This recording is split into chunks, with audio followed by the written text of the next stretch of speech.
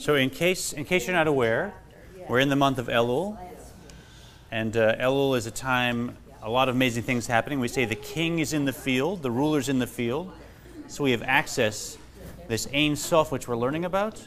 Normally it's very distant, very far away, and you have to kind of get through many layers of spiritual, bureaucratic red tape to even have like a moment of access. But in this month, we say that as if a king or queen was just walking out in the field greeting everyone, we can all access the Ein Sof quite directly. So beautiful time. And also to kind of wake us up and remind us, we listen to the shofar every day, which also cuts through a lot of that static in our consciousness. Even if I've gotten on automatic on many levels, or I've forgotten about my highest soul root, etc., the shofar just wakes it up like an alarm clock. Right? So if you imagine in the morning when you knew you wanted to get up a certain time, but maybe you had a restless night, and you're just kind of groggy, your alarm clock is there going beep, beep, beep, and you're like, where am I? What is this? What is the world? But it comes back, right?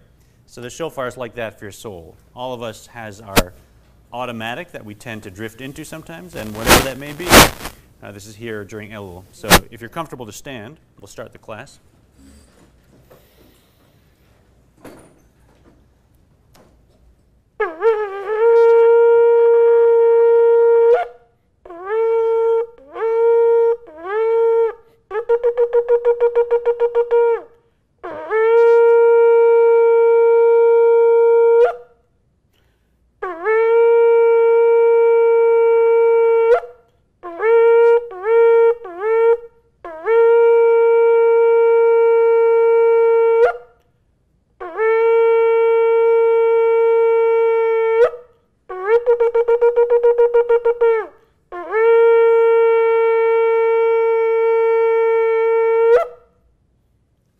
Beautiful. In the different mood now. Yeah. So let's leave ourselves options to. We'll go slower, I think. But let's leave options to skip as needed. Why don't we find a happy medium and we'll play it by ear? Is that good for everybody? So we'll see. If I see the temperature is rising, we'll jump over something. If I see that we're all. Yeah, okay. And feel free to tell me if there's a question, go back over something, maybe if you feel like something was too disjointed. Do you have one of the? Yes, right here, right here. Would you pass this around? Thanks. Two, here you go. From last week? Last week, here you go. Thank you. Last week. That's my last week. So anyone else who needs, if you let me know after, we'll make more copies. Let me keep this one and I'll copy it for everybody else. Is that okay? Okay, we'll get them. After class, we'll go, remind me, we'll photocopy. So to give us a snapshot of where we are, and by the way, if I don't get to it, last class we looked at the Sfirot, the 10 Sfirot, which are both emanations from the Ein Sof, and which are also attributes within ourselves. Because that's the key to this, is that the soul is a reflection of the structure of the emanations from the Ein Sof. So when I'm learning about myself and my attributes, I'm actually my little microcosm, my little telescope to see the Ein Sof and its emanations. And so it's a huge subject. In fact, one of the trips that we took to Israel, we just finished a 5-week class learning just an introduction to the Sfirot, which is beautiful, but it took 5 full weeks to get through and get just a handle on it. Label, we've just confirmed, Label Wolf, my teacher who wrote this book that I use, is coming to speak November 5th. So do put that in your calendars. If you enjoy this, sitting with a student and grappling with some basics, you'll love sitting with someone who has learned with one of the greatest masters of this tradition and spent his life teaching it in many ways all over the globe. He lectures in Russia and Thailand and Israel and South Africa and all across the United States, and leads workshops, both Jewish centers, other spiritual centers. He will go to yoga studios. He has sat down by request for a 2-hour meeting with the Dalai Lama to compare notes and that kind of thing, and also big conferences on the mind, psychology conferences, etc. So we're lucky he's going to be stopping by Detroit, and we've secured an evening with him, and he'll be talking on Healing anger and angry people. So always an interesting topic. But if you want to get a better handle on the Sfirot, I highly recommend buying his book, ta-da! Practical Kabbalah by Label Wolf. It's available on all the great book selling places. And it's not vital to understand the 10 Sfirot in detail to be working with the Tanya. What we went over is all you need to know, which we'll talk about, Chochmah, Bina, Dat, the two main emotional Sfirot, and how they interact. Right? So if we have that, we can affect this technique in our lives. That's the information we need. But there are people in the world who've gone through the Sfirot in general, and I think you'd agree it's really useful to have a more detailed knowledge of them. Yeah? It's just outside the sphere, outside the scope of this class. But I highly recommend this. And perhaps after Labels here, we'll start another maybe 5 or 7 week class in the day or in the evening to go over the Sfirot in detail outside of this class if people are interested. So that's my plug. We're not going to go deeper into the Sfirot in this class because we just need to know the basics of Chochmah, Bina, Dat, and then the two emotional ones, which we'll review. So we started our personal encounter with this great master, the Alter Rebbe, several weeks ago by saying we're given an oath before we enter into this world, and that is to try to be a tzaddik, a perfect person, and not a Rasha. But even if the whole world says I'm a tzaddik, think of myself like a Rasha. And then we brought up many questions, we examined it, we found out that in fact there are 5 types of people: a complete and incomplete Rasha, so perhaps a self-centered person that is completely or not completely self-centered, a complete and incomplete tzaddik, which is a completely other-centered person who always does the right thing. And then there's a Beinoni, which, ding, ding, ding, is the title of the book, which is the intermediate person. We don't know what that is, but we know what it isn't, which is almost everything. Any person that has any moment of self-centered action, speech, or thought is some kind of Rasha. Tzaddik is a very, very rare person. What a Beinoni is, we're trying to figure out. We're getting there. We also learned that a soul, a person rather, and this is an important chidush, a new idea to focus on, and a central tool of the book, has 2 souls, not 1. 2 souls. So in fact, we are like a phone that 2 people are handing back and forth all the time, right? You ever have a brother and a sister or 2 friends are ever talking to someone and like, give me the phone, no, give me the phone, hold on, I want to say something, right? And this phone, they can't both do this on, right? One's holding it to the other. That's what we are. There's 2 actual souls, 2 actual beings, and they work together in a life, but their working together is actually struggling against each other. And we're trying to resolve that. We're trying to recognize which soul does what and how to get them to integrate. Because we need both of them. We need Nefesh Ba'amit, the self-centered soul, to actually achieve something, to have energy and drive, and in fact to say or do or even think anything. It's only the Nefesh Ba'amit that does that. Right? Nefesh Elokit is above that. Nefesh Elokit can guide Nefesh Ba'amit to actually say something, but when you hear someone talking, you're hearing their Nefesh Ba'amit make the sounds. The question is Nefesh Ba'amit holding the phone, or is Nefesh Elokit holding the phone? Nefesh Ba'amit is just letting the electricity run through, right? So we have these 2 souls, and the first one we learned about, Nefesh Ba'amit, actually comes from the other side of creation, the side of creation that feels it exists. We call it the Klipa and the Sitra Achra. Right? So if you are having an experience that you exist, that you're a being, and that there's this boundary around you, and there's the universe out there, and there's you in here, maybe there's a God, maybe there isn't, that's the consciousness of Nefesh Ba'amit. Surprise, surprise, that's basically everyone. Right? That's normal human consciousness. But we have a second soul, which is actually a part of Ein Sof. And part is not the right word. It's a spark of the Ein Sof. It emerges from the Ein Sof. So in chapter 2, we learned that that second soul is actually godliness itself. And we learned from different examples that God breathed that soul into us, and that it arose in God's thought, that soul is actually not separate from God in any way. It's always one with God. And we looked at how the Jewish people, although we feel like we're many different people living through many different generations, in fact, we're one multidimensional being, as it were. And every generation is a crosscut of that multidimensional being. And every person is like a cell in that body. And that body has a structure like my body. So I have a brain and I have fingernails.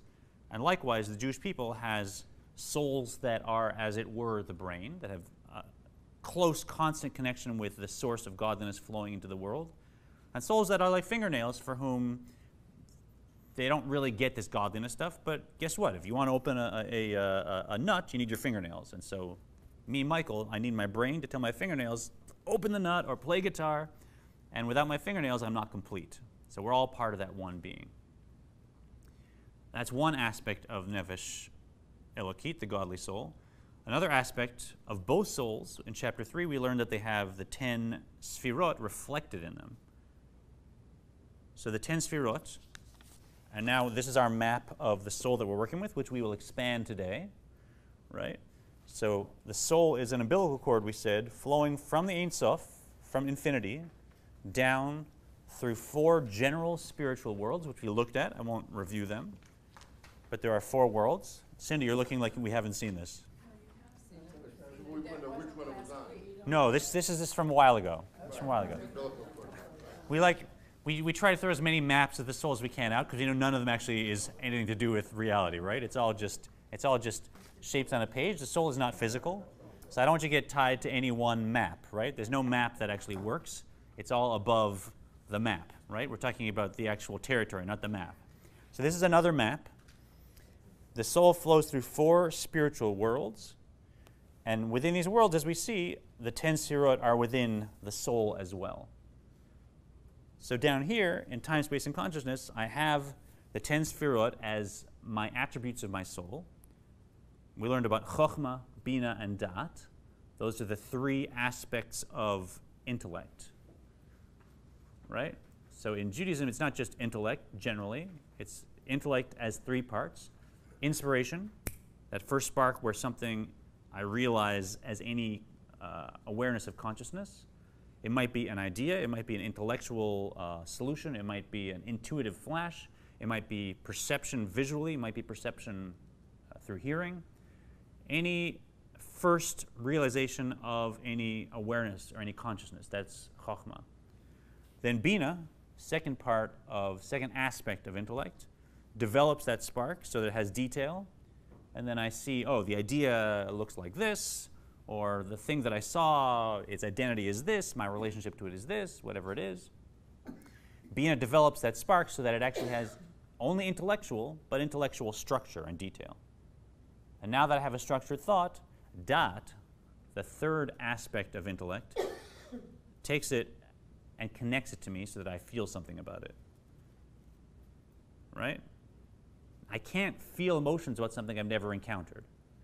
Right? So without chokhmah, I'm not going to feel emotions. But if it's something I can't comprehend, I also can't feel anything. That's where bina comes in. But it's still intellectual. Unless I connect it to myself, I'm not going to feel something. Like we said, if I hear that someone at Temple Israel won a $50 million lottery, or someone in Detroit won a $50 million lottery, that's very interesting. If I hear that my wife won a $50 million lottery, suddenly I'm feeling something. Right? Now, it's practically the same information, isn't it? The same set of facts is floating around in intellect. Oh, lottery, $50 million, how great, what they could do.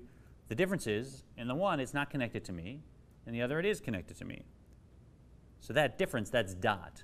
Dat is the faculty of intellect that takes the intellectual perceptions and cogitation and connects them to me so that then I feel my 2 emotional attributes, which are chesed, loving kindness, expansion, giving, contributing, and gevura, withholding or strength, or just love and fear, awe. So that's the very basic picture of what you need to know about the sfirot as they reflect inside the soul. And there's other sfirot below that, but they're offshoots of chesed and gevura, right? So for this class, we don't need to know them in detail, although it's good. So all those are flowing down through the soul, both nefesh elokit and both nefesh ba'amit. and they flow down here in time, space, and consciousness, and I experience them as just normal, everyday intellect down here. But as you go higher, they're more and more spiritual.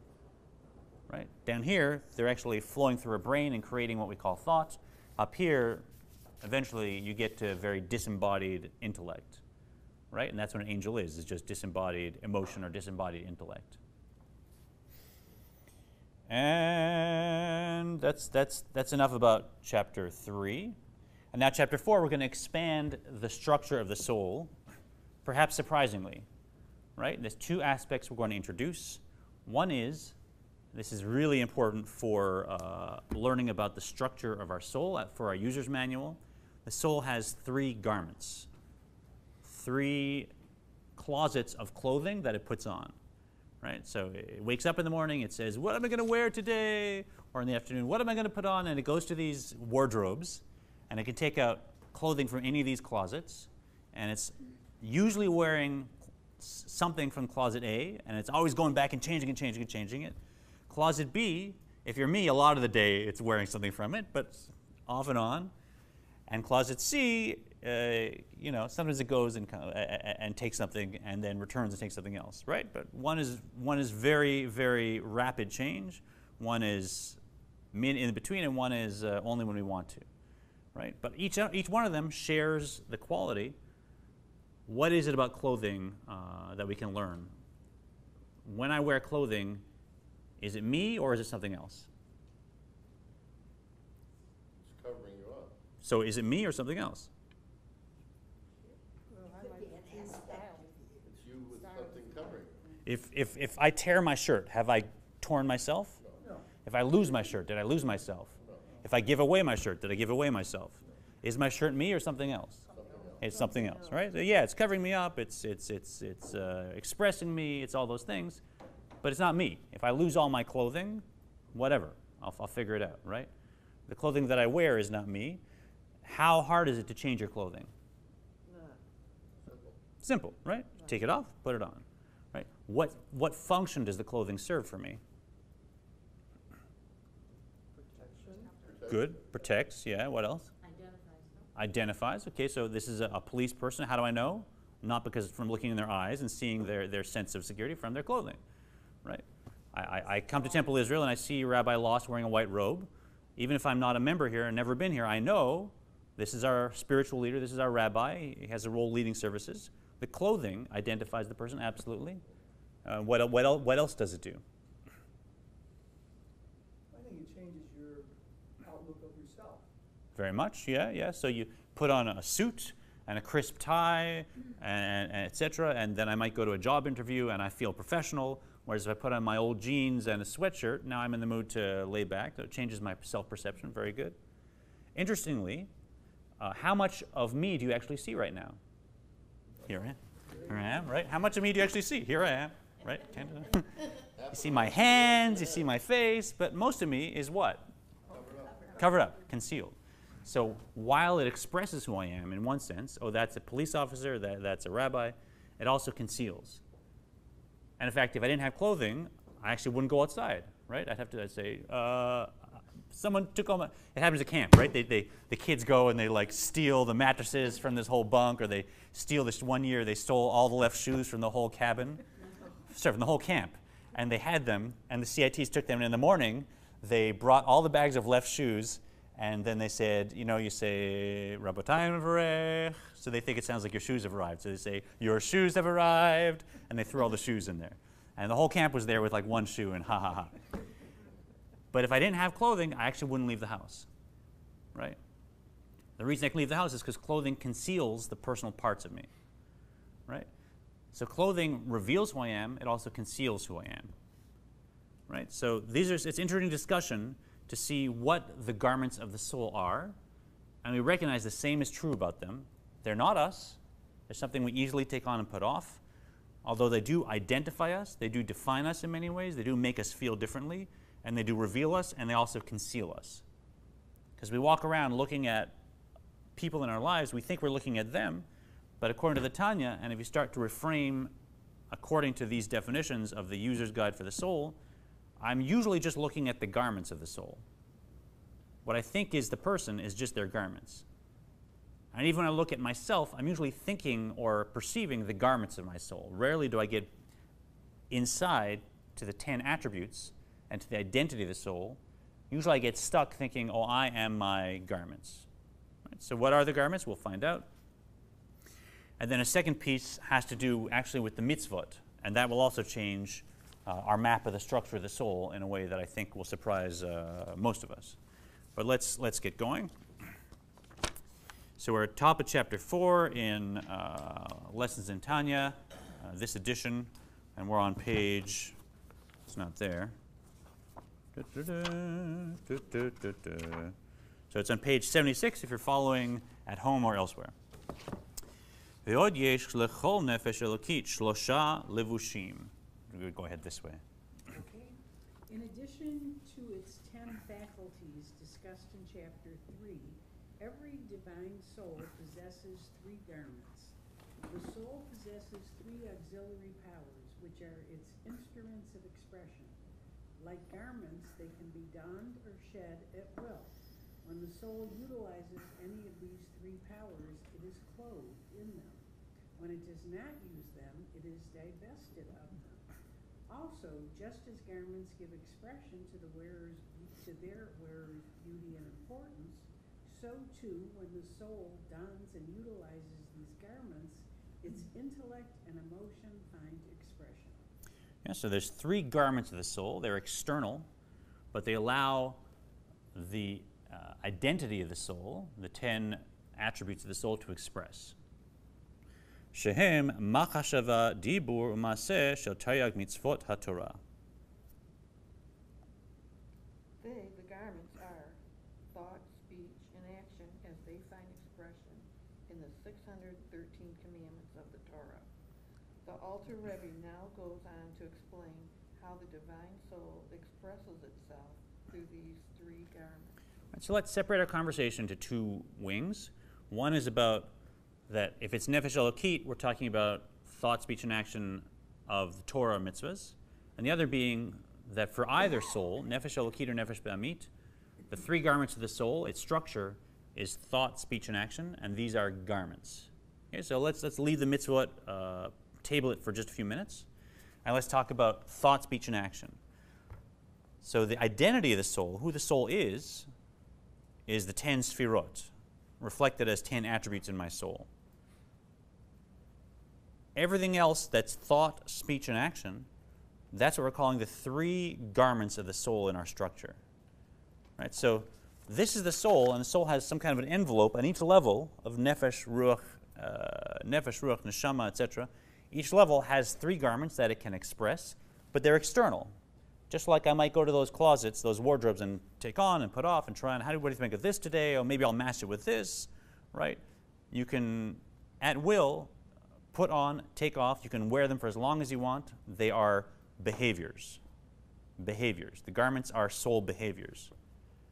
So if you like, the 10 attributes, that's who the soul is. The garments, that's what the soul does. Right? The 10 attributes is the identity of the soul. The garments are the expressions of the soul, how the soul expresses.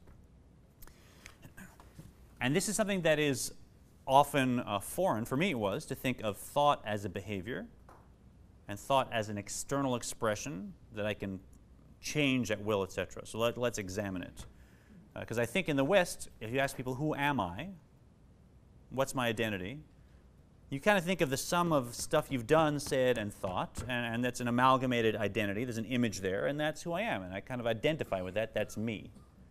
Right? We may not express it that clearly, but most people, they're walking around with an I, an identity that is the sum of their thought, speech, and action.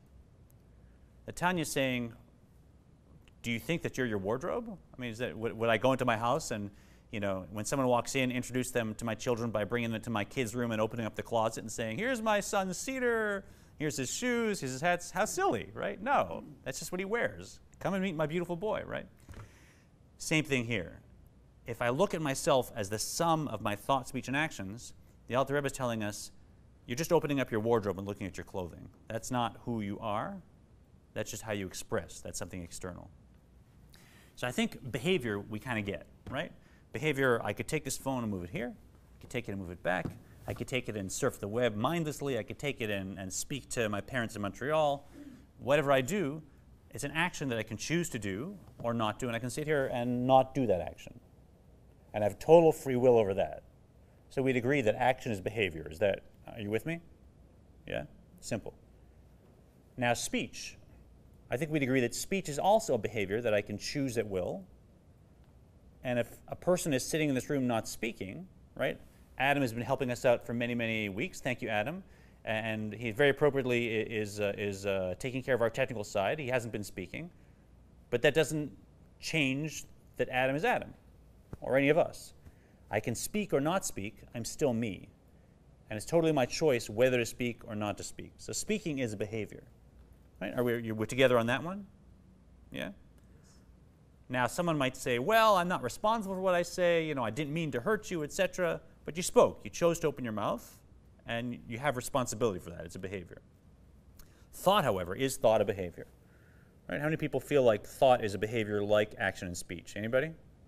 How many people feel, no, thought is not like that. Thought is something else? No, I think it is.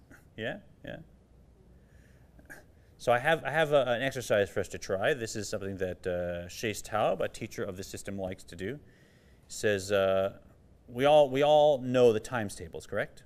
Like 2 times 2 is 4, 2 times 3 is 6, 2 times 4 is 8. Did I get those right? I hope so.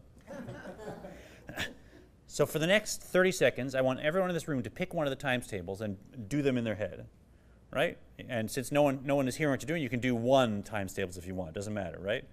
And for the next 30 seconds, everyone should just do the times tables, and then we'll stop. Everybody ready? And go.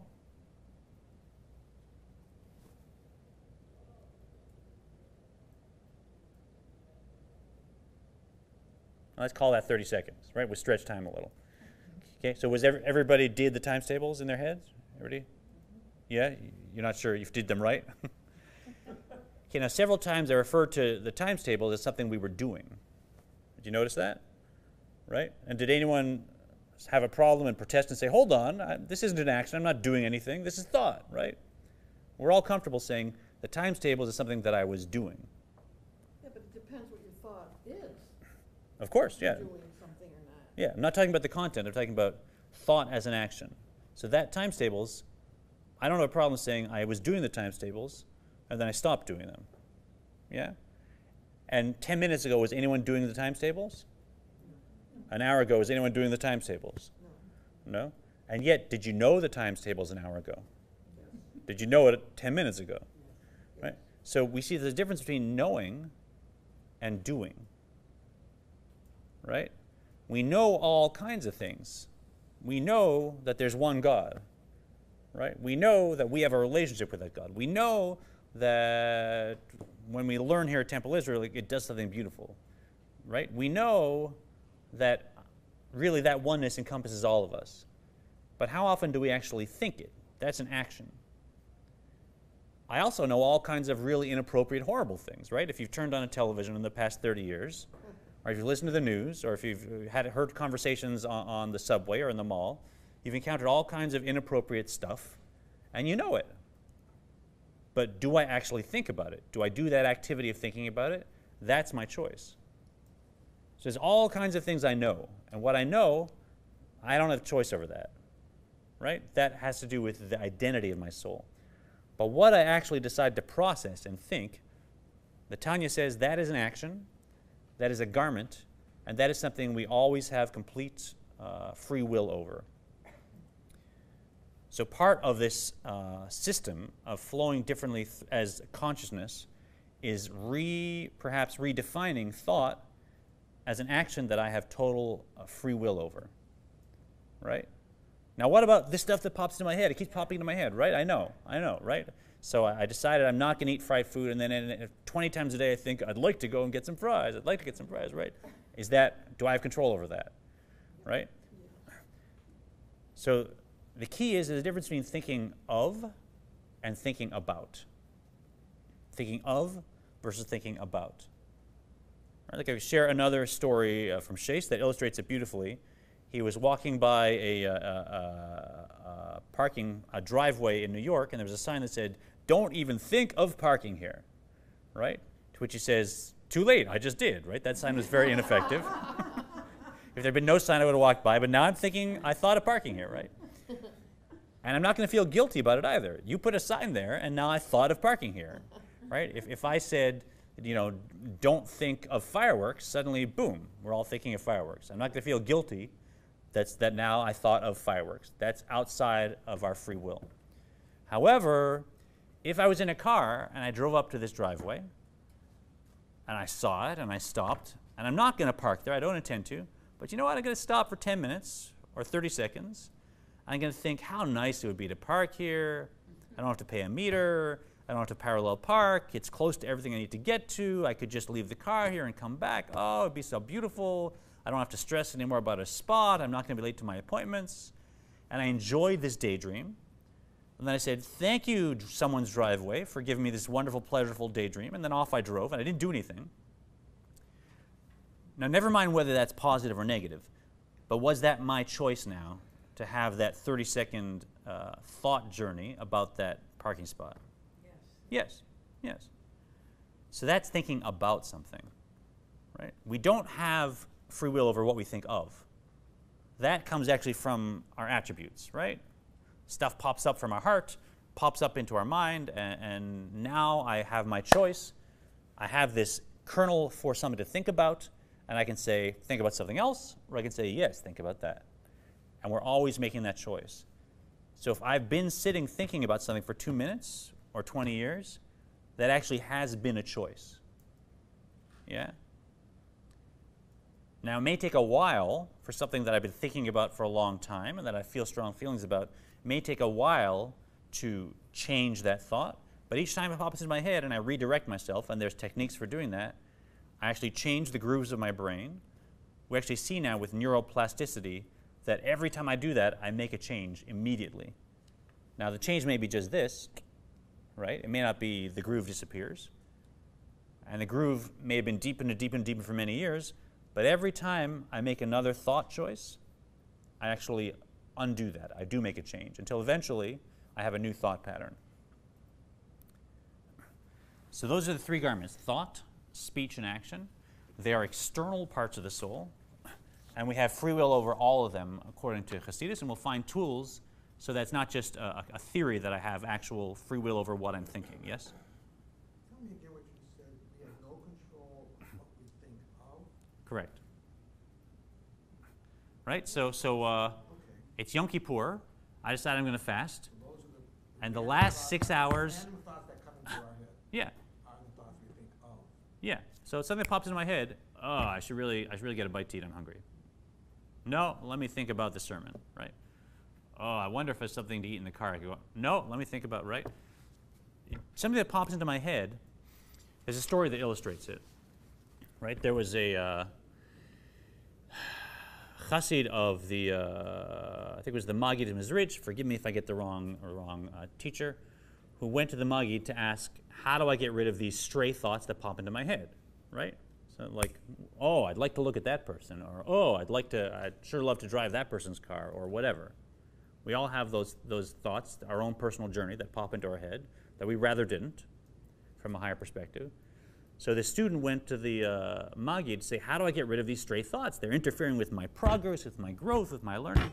The Maggid said, for that, go to my student Reb Zev. He's a great master of that in the town of, I forget, and he'll teach you.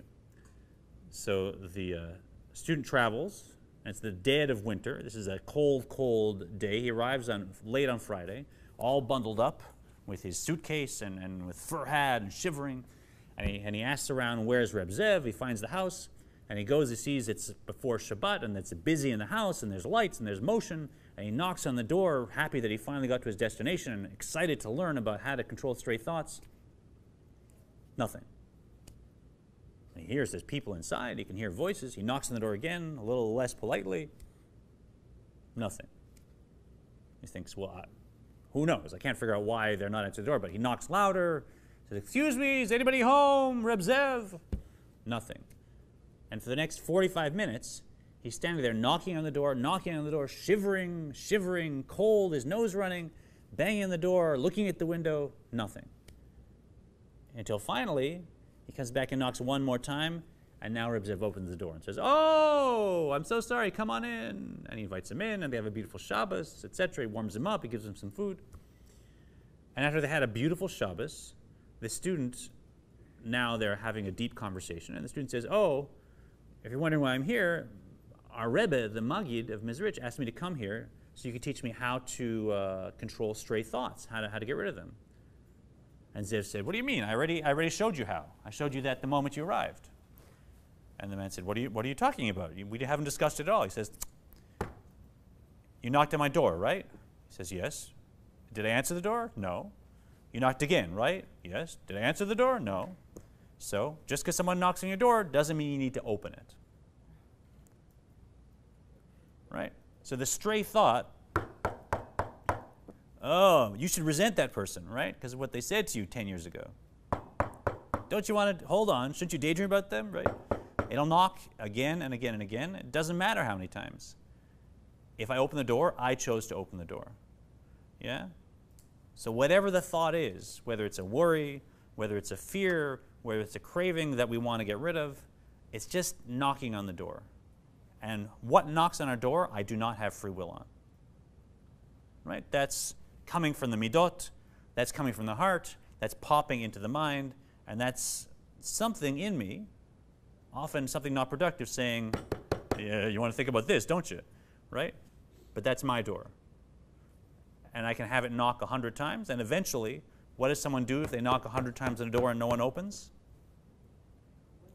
They knock another 100 times. And if they knock another 100 times and the door doesn't open, what do? Eventually, they decide to go somewhere else, and then they stop bugging the door. Right? So we want to reframe that. We have full control over what door we open and what we let in. We have no control, and I feel no guilt about what knocks on my door. That's outside. As a normal person trying to be a Beinoni, I have no control, I have no guilt, I have no expectations about what it is that's going to knock on my door. That's outside of my hands. Make sense? Tzaddik only has wonderful knocks on the door, right? So if you're a tzaddik, it means that every one of these is, pardon me, there's someone that needs some of your money because they're in need of food. So how would that be if you give them? Oh, absolutely, right? And the next knock is, your wife really wants you to do the dishes, even though you've been waiting a long time to, so how about you do that? And you're like, yeah, sure. So for tzaddik, they can just leave the door open, because only helpful thoughts knock on that door, right? But like we said, if you're like me, a large percentage of those knocks are just silly, right? They're just silly. So I may not be the quality of soul or the level of soul that can address that and that can cause those knocks to stop entirely or to all be helpful or productive. But every person, without exception, has free will over what they open the door to. And that is how you become a Beinoni. That's a key piece. We'll get to the text now. We could go on forever. No. Let's hold it. I can see from the hands on the cheeks that it's trouble. It's trouble. שכשאדם מקיים במעשה כל מצוות מעשיות. Where are we up to? Go ahead. Or when a person actively fulfills all the precepts which require physical action. Example, when he dons the tefillin or fulfills the commandment of seat, etc. Right, so hopefully today we'll get to the discussion of how the garments of the godly soul are actually Torah and mitzvot, right? But for now, let's just assume other-centered, self-centered, or productive, counterproductive, right? So the godly soul, its garments, the things it tends to do, are it wants to come here and learn Torah, walk to temple and sit down in a chair and learn Torah. It wants to blow the shofar on Rosh Hashanah. It wants to shake the lulav on Sukkot. It wants to help people. It wants to, you name it, right? So we know the things that we do that are physical actions that we would consider to be productive, other-centered, and helpful. Right? They're all over at Temple Israel. They're all over in our lives, and we know that set of actions. Those are the garments of the divine soul. ובדיבור הוא עוסק בפירוש כל תרי"ג מצוות והלכותיהן.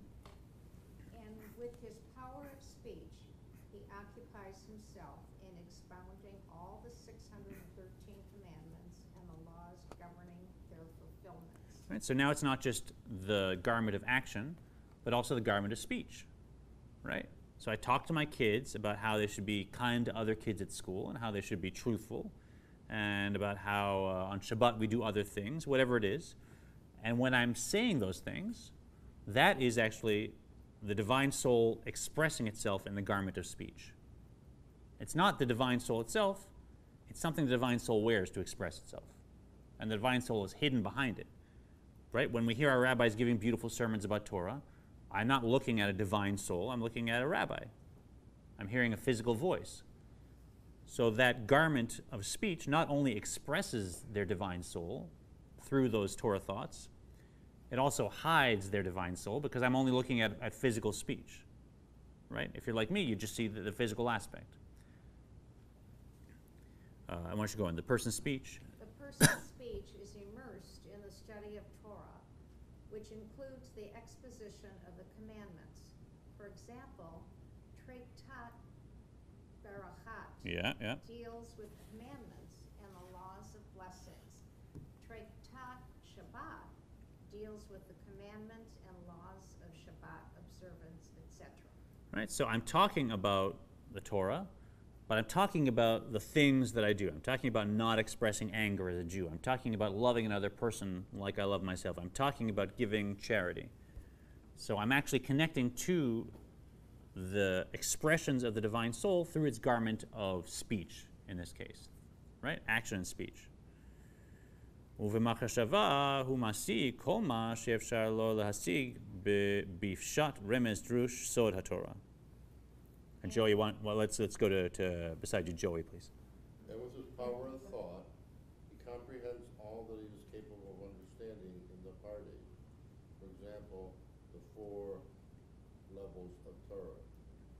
The word pardes, which literally means in this orchard, here is used as an acronym of the 4 Hebrew words Peshat, Remez, Drush, and Sod.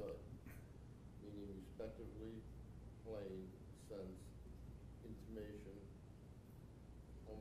Homiletical. exposition, and esoteric meaning, the 4 levels of spiritual interpretation. I don't want to go deep on this, but just to tell you what it means, so you have reference, it'll come up in the future. Everything has structure, everything is complex, everything is alive, right? And everything's inter-included in everything else. That's this new frame in reality. So the Torah is not just a scroll with some words written on it. The Torah is also a living being. It reflects the structure of what the Ein Sof is emanating, and because the Ein Sof has a name with 4 letters, and it creates 4 worlds, and it creates souls with 4 levels, plus a fixed level that we won't get into, right? The Torah also has 4 levels that we're primarily aware of, right? Because it reflects it all, and it's a living being. And the levels are explained as pardes, which means garden, orchard. Pardes is garden or orchard? Orchard, thank you. Pardes means orchard. Pe stands for pshat, which means simple meaning. So if it says, find a good one. You know, for instance, let's not go through the actual. If it says, an ox that gores another ox, or if it says an animal, a burden that falls down of your enemy, if you pass it by, you have to help them pick it up, right? So the pshat of that means if I'm walking down the road in the day and some guy that I hate him and he hates me, I see, his donkey fell over and he's got all his goods on the ground, and I'm just going to be happy and walk by, whatever. I don't have to help, right? No, you do, right? The plain meaning is if you actually drive by and you see that person with the pack all over the road and the donkey is on its side, you got to help them lift it up. And if they're enemy, you got to help them first. That's the pshat. Now, remez, the resh in the pardes, that points to something a little deeper. It's still kind of connected to the physical reality. It's still a real donkey and a real pack, and it's really a person that I don't like, whatever. But that's a level of Torah that says, oh, hold on, there's more to it than that. Right? I'm pointing higher. Right? Drush, the Dalet in pardes, the 3rd level of the Torah, that's where you get these crazy seeming stories where they say, oh, well, when Moshe battled Og picked up a mountain and threw it at Moshe. And Moshe jumped up and attacked his ankles, and the mountain fell over his head, and it was, what is this, right? Or they fill in the blanks and they say, oh, the reason so-and-so did this is because a bird came and you just made this up? What is this? So it's an almost nonsensical, it's a completely non-rational level of Torah that connects all the pieces of Torah like the connective tissue in body does. It takes every story and connects it with every other story in a way that is beyond what you can track, what you can keep track of. So that's why you get these stories in Midrash, which is the level of Drush, which just seem to make no sense to our Western brain especially. It's totally nonlinear because it's connecting the whole thing.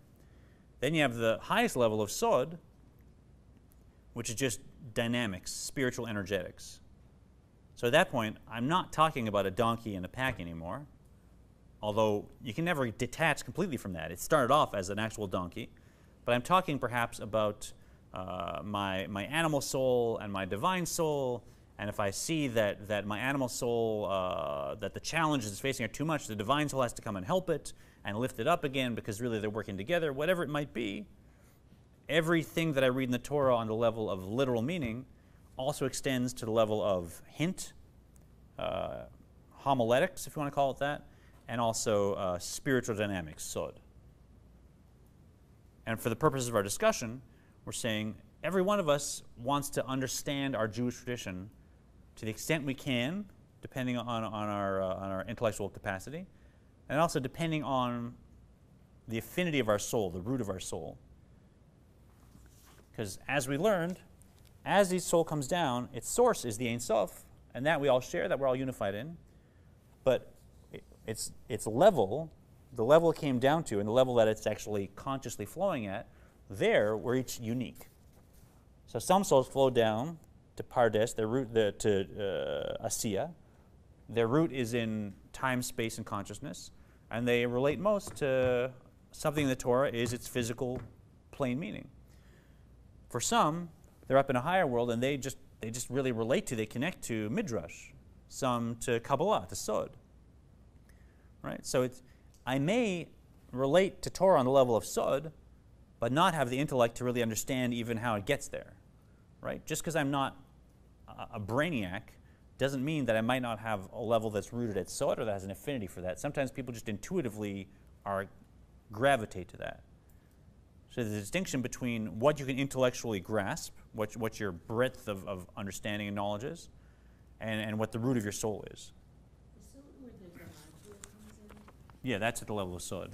Yeah, like Amalek and stuff like. Yeah, anything where you're, as soon as you're taking letters and expressing their number value as a grid and a structure and finding connections, now obviously we're not talking about Chamor, we're talking about the dynamics of those letters and how they fit together much higher up than the actual physical donkey. I have a question. Yes. What do you do about hypocrisy? People that go to synagogues or churches act like they're good people, but when they are not in shul or church, they're completely different. Sure. What do you do? What do you do with those kind of people? I mean, Sure. You can't think about them being good people just because they go to shul. Okay, so someone that they're good. yeah, so for someone half an hour, an good hour. question. Someone goes to shul. I hear your question. Yeah. They leave, Sure. They're completely Yeah, different. I got you. They lie. I got they you. Steal. Yes. They do everything. So, good question. My question is, what is the problem with this situation? Like, why is that a problem? I see It's someone. not a problem. It's that people are not what they seem to be. Okay. They're Okay. not. Yeah. Okay. So I acknowledge that. Joke. Yeah, I acknowledge that happens in the world. My question is, what is my responsibility there? Reality. Yeah. It's reality. Okay, sure. So my main responsibility in this pathway is my actions and my intentions. And I think if I look at myself, that's true of me also, that I have certain goals and that I often fall short of those goals. And I shouldn't feel like, oh my gosh, what a surprise, because if I do, I'm not even seeing myself honestly. But in terms of everyone else, my role in terms of this is to love them as much as I love myself, and that's all. And if I see perhaps, and it's easy to see in other people, that there's a disconnect between their ideals and their actual actions, that's outside of my domain of what I should be. How do you trust human beings? Yeah. When they're not what they present themselves to be when they're in a religious Oh. environment, and then Yeah. the minute they leave, they're completely different. Got it. So these are tough questions, and we'll actually get to these. Can't believe in human beings Yeah. anymore after 70 years. Oh, wow. Well, what the hell is going on in Sure. this world? Okay. Well, I think we'll get to those. We'll get to those questions, but we veered a little outside the chapter. I know, but Yeah.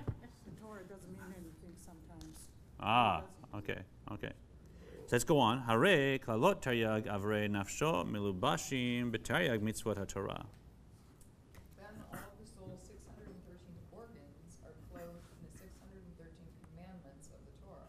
Okay. So this is a big jump. This is a big change in the structure of our soul, which it is so outside of any upbringing I had that it's going to take some discussion. Okay. I think we're back to my slow and steady system, right? Okay. Is this better?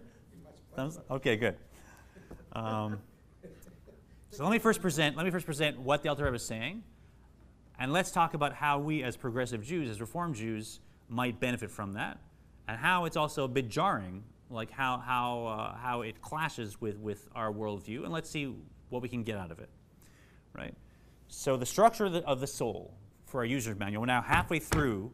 We're getting to halfway through the informational section of the Tanya. We're learning about the structure of our soul in our user's manual. It is an umbilical cord that flows from the infinite down to consciousness. It flows through 4 worlds. It has 10 attributes that flow through it, right? 3 intellectual, and then the rest emotional and behavioral. Actually, there's 2 of them within me, nefesh elokit, nefesh bamit.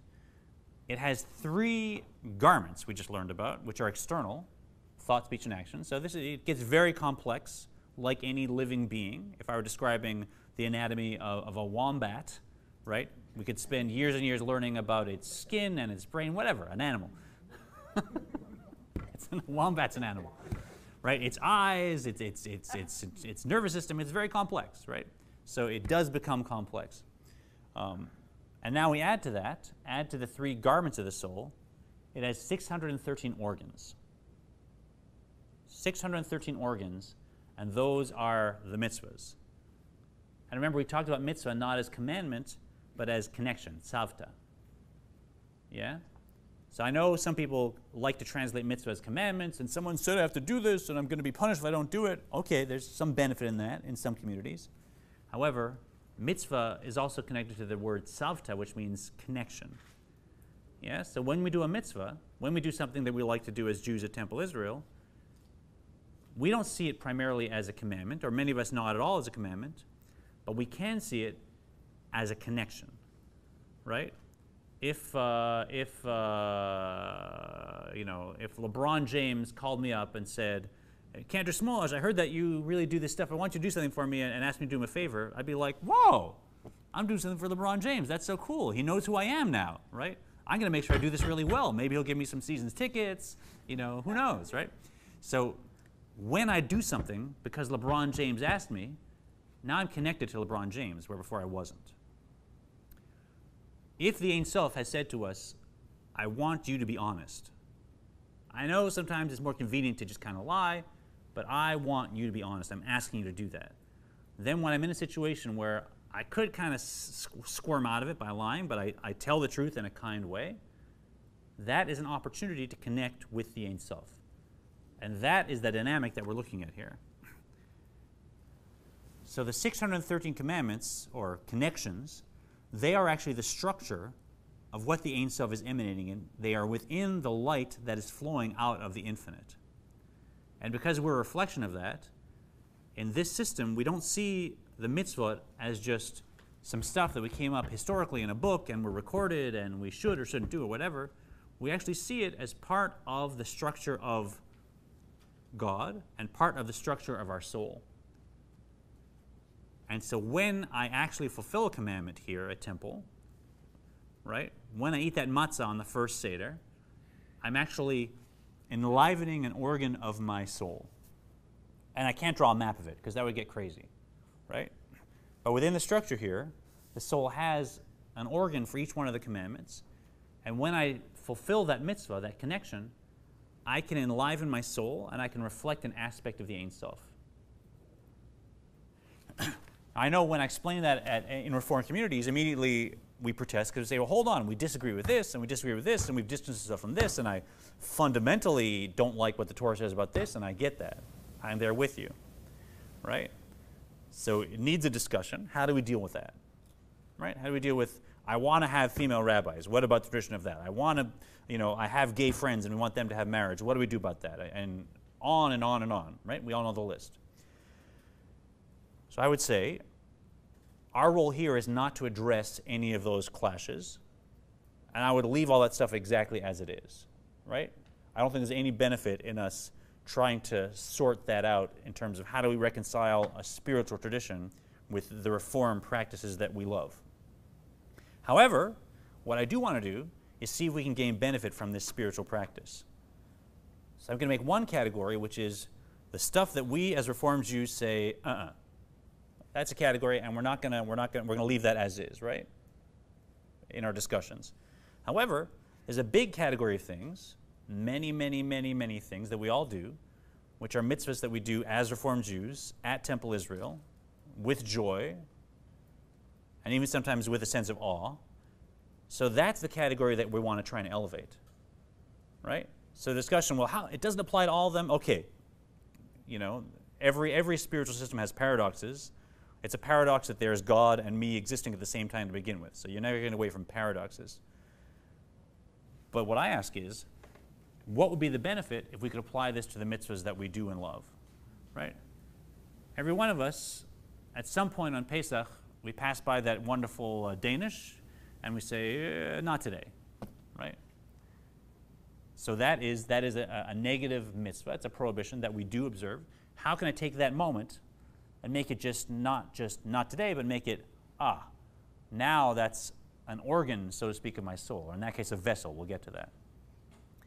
Every one of us has the experience of coming to temple and doing something for someone else and trying to, as it were, love them as much as we love ourselves. We all do that all the time, right? Can I take this system and elevate that so it's not just, this is how I think I should be, I feel pretty good about myself, I heard from my rabbi I should do this, and turn it into, when I do this, I take an organ of the expressions of the Ein Sof and I enliven that in my own soul and give that reality. So I completely am with you and agree, if you're there, that there's parts of the Torah that as Reformed Jews we're just going to have to leave out of the conversation.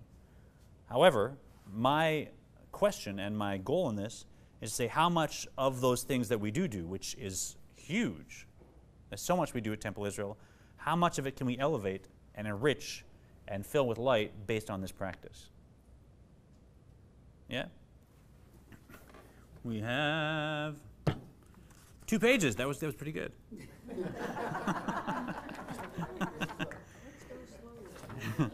Okay, I think we'll actually stop there, believe it or not. Okay. Good. Okay, I'm happy to hang out and answer any questions. Thank you, everybody. If anybody needs the nameplates or the sheets, if you can hang around for a few minutes, we'll go back to the office and we'll make copies and we'll get your names for next week. Thanks. Thanks. Okay, Noreen, lay it on me. I just wondered, if you don't know who's knocking, who doesn't answer the door, could be someone in great need, or, so, then it's not a good thing that he didn't answer the door. Okay, so what does great need look like? A woman in labor. Right, okay. Someone who's been shot or maimed in some way. Yeah. So, it's a metaphor. I don't want to extend it. Obviously, I'm talking about, I know who's at the door. They may be in great need, but their need may be to rob my house. Maybe what? Maybe to rob my house.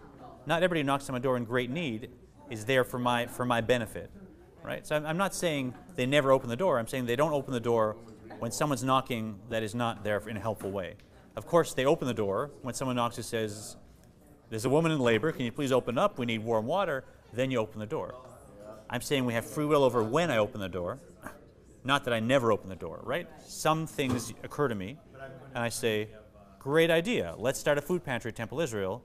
Open the door, let the person in, give them food, develop them, become friends with them, bring them into my family, and then engage, right? But that's my choice. Some thoughts that occur to me are productive, and I open the door. Many thoughts that occur to me are silly, and I just keep the door shut on those thoughts. Make sense? Yeah. Yeah. I mean, I understand it's a metaphor, but I'm saying sometimes you can miss the boat, you know. I'm still wrestling with that concept of the tzaddik. I give you that. You can make a mistake. There can be a thought that I identify as unhelpful, and I say, I'm going to keep the door shut. And 10 years later, I think, oh, actually, that was a good instinct. But as long as my intention is to try and aim to be other-centered, I may make mistakes, but I'm going in the right direction. I'm never going to be perfect. But the difference between being assertive and being controlling is whether or not I have the other person's interest in mind. Right? So if I'm keeping the door shut on that thought because I think it's better for my family, it's better for my congregation, it's better for the world, even if I make a mistake, if I'm doing it for their sake, I've still done it in a productive way. I may realize my mistake and change it, but that's still the divine soul at work. Oh, awesome. Who needs from last week? 1, 2, 3, 4. If we can, thank you. Is that that one? Yeah, this one. They'll come back.